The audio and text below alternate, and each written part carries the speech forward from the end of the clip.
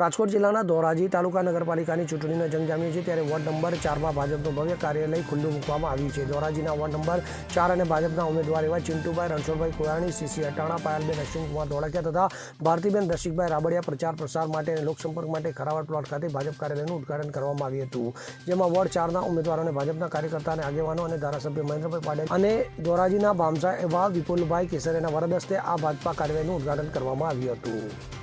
અલ્પેશ ત્રિવેદી સાથે CN24 news Dhoraji. હવે જુઓ દેશ દુનિયાની તમામ ખબરો તમારી આંગળીના ટેરવે। ઉઠાવો મોબાઈલ અને Google Play Store પરથી ડાઉનલોડ કરો અમારી CN24 ન્યૂઝ મોબાઈલ એપ।